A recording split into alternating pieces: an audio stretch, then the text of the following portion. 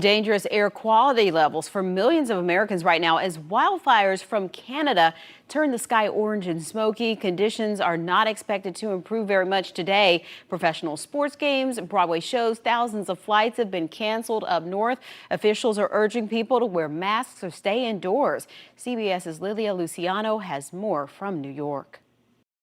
A heavy layer of smoke covered New York City in a dark orange glow Wednesday. More than a dozen states faced air quality alerts, with the haze obscuring the Statue of Liberty as well as downtown Philadelphia and historic landmarks in the nation's capital. All New Yorkers should limit outdoor activity to the greatest extent possible. In New York, Mayor Eric Adams said the air quality was at its worst since the 1960s.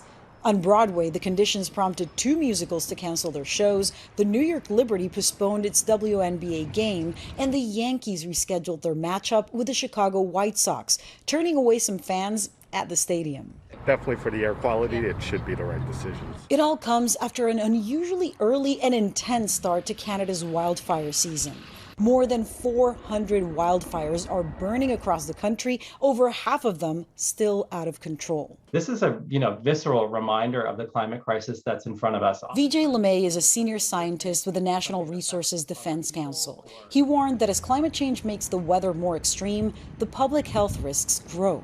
In this case, he pointed to elevated levels of PM 2.5, toxic microscopic particles that are carried by the wildfire smoke. We have never seen over the past 2 decades PM 2.5 levels like they are in New York City. We're seeing air quality levels that are 3 to 5 times higher than that national limit. Health officials say people should stay indoors as much as possible.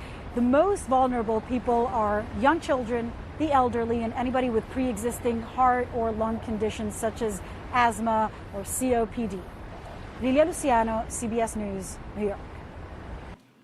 And as News 6 meteorologist Candace Campos showed us yesterday, it's unlikely much of the smoke will make it here to the Sunshine State. Current air quality numbers show moderate levels throughout the Panhandle and areas as far south as Marion County. She says luckily here in Florida, the daily sea breeze development and rainfall is crucial to the filtering and cleaning out of our air, which limits smoke from settling in.